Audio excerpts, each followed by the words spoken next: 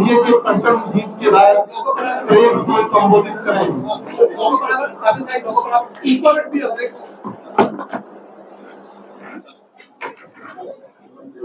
ढाई साल से आप मेरा बाइट मांगते थे एयरपोर्ट पर, कार्यालय पर, कहीं पर, लेकिन मैं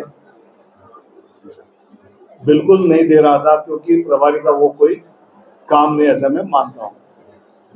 इन 2.5 साल के सबके परिश्रम के बाद आज जो नतीजा बिहार की जनता ने आशीर्वाद एनडीए को दिया है, मैं मानता हूं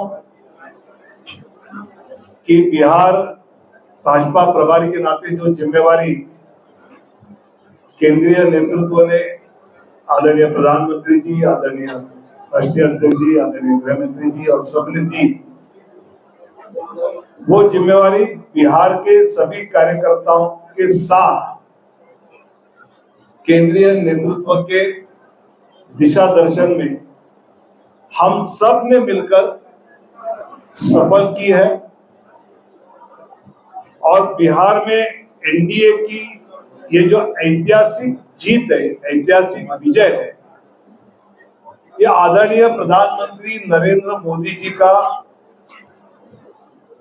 जो आग्रह था कि ज्ञान का विकास, गरीब, युवा,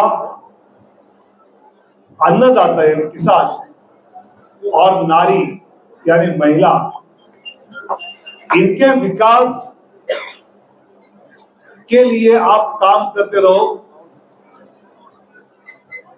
और उसका आशीर्वाद जनता आपको देगी। मतलब प्रदेश सरकार की, नीतीश सरकार की योजना, केंद्र सरकार की योजना, ये महिला, युवा, पिछड़ा, अति पिछड़ा, इन सब समाज के लिए प्रामाणिकता से करते रहे। ये कोई चुनाव के पहले जीविका दीदी को 10,000 दिया या वृद्धा पेंशन 400 का 1100 किया, इसलिए वोट नहीं मिले। फिर पिछले 10 साल से उज्ज्वला योजना है, किसान सम्मान योजना है, प्रधानमंत्री आवास योजना है, ऐसे कई योजना जिसमें जात धर्म न देखते हुए सभी लाभार्थियों को उसके लाभ एनडीए सरकार पहुंचाती रही और आज उसकी आशीर्वाद रूप की रसीद जनता ने बिहार में दी है। मतलब आज के नतीजे तो पूरे आने हैं। 30 सीटें ऐसा कहा जाता है जो मुस्लिम यादव बहुल है, वहां एनडीए के लोगों का डिपॉजिट जब्त हो जाएगा, वहां पर एनडीए जीती है। 60 सीटें जहां एससी समाज बहुल है, जहां भाजपा को कोई खड़ा नहीं करेगा, ऐसी कांग्रेस के नेता, आरजेडी के नेता कहते थे, वहां 60 सीटें एनडीए जीता है। अति पिछड़ा क्षेत्र में तो 110 सीटें जीते हैं। इसका मतलब यह है कि बिहार की जनता ने विकास की राजनीति पर अपनी मोहर लगा ली है। भाजपा ने अपने चुनावी नारा में टैगलाइन की थी, रफ्तार पकड़ चुका है बिहार, विकास की रफ्तार पकड़ चुका है बिहार।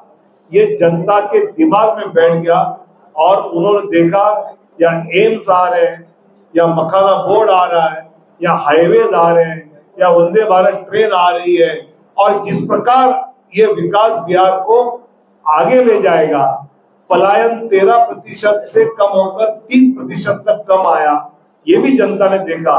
इसलिए हर घर में नौकरी और हर जीविका दीदी को नौकरी वाला लालू जी तेजस्वी का नारा लोगों ने ठुकरा दिया, ये हमने याद जाना है। और सबसे महत्वपूर्ण बात जो मुझे लगी कि बिहार में चुनाव है तो हिंसा है, 60-65 लोगों की हत्या है, बूथ कैप्चरिंग है, फिर रीपोल है। इस चुनाव में एक भी बूथ पे रीपोल नहीं हुआ, इस चुनाव में किसी की हत्या नहीं हुई, हिंसा नहीं हुई, नारेबाजी की होगी लेकिन किसी का खून नहीं आया। मुझे लगता है कि ये कानून व्यवस्था कैसे ठीक है इसका परिचायक था, और इसके लिए ही जनता ने ये वोटिंग किया है, ये आशीर्वाद दिया है, ऐसा हमारा विश्वास है। मुझे लगता है कि एनडीए के नेतृत्व में जनता का आशीर्वाद या भरोसा जो मिला है, उसके साथ साथ जिस प्रकार लालू जी, तेजस्वी जी ने वायदे किए, हर घर में नौकरी के लिए लगेगा 7 लाख करोड़, जीविका दीदी के लिए लगेगा 4 लाख करोड़, 11 लाख करोड़ का बजट ही नहीं, 3.5 लाख करोड़ का बजट है। बिहार का आदमी गरीब जरूर है लेकिन बुद्धिमान है, वो जानता है कि वास्तव क्या है, सच क्या है, और इसलिए झूठे नारों के पीछे न जाते हुए अब राहुल गांधी जी का वोट चोरी का ही है। आज के नतीजे अगर किसी को पता थे तो पक्का राहुल गांधी जी को पता थे, क्योंकि इसीलिए उन्होंने दिल्ली में प्रेस कॉन्फ्रेंस करके वोट चोरी का बहाना, हम क्यों हारे तो वोट चोरी के कारण हारे, ये बहाना कारण उन्होंने पहले बना के रखा था। वोट चोरी ये मुद्दा ही नहीं है। जो वोट वोटर लिस्ट से कम हुए वो डबल थे, ब्रुत थे, बांग्लादेशी थे, घुसपैठिए थे, इसके कट गए।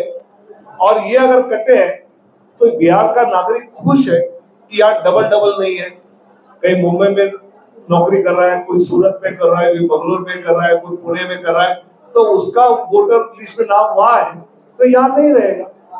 अगर घुसपैठ है तो उसका नाम नहीं रहेगा।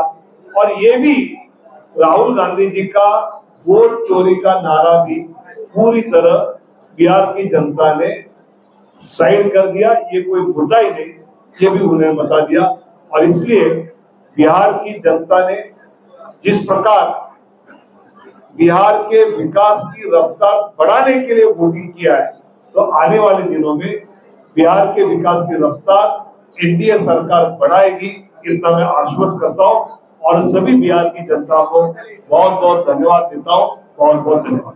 एक सवाल उठ रहा है कि एक सवाल उठ रहा है कि 14 तारीख के बाद क्या होगा, कौन होगा मुख्यमंत्री, क्योंकि विपक्ष पहले से कह रहा था कि नीतीश जी को मुख्यमंत्री नहीं बनाएंगे। कब तक हम माने कि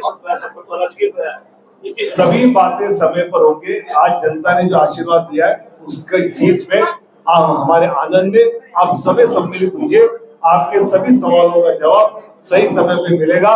डोंट वरी।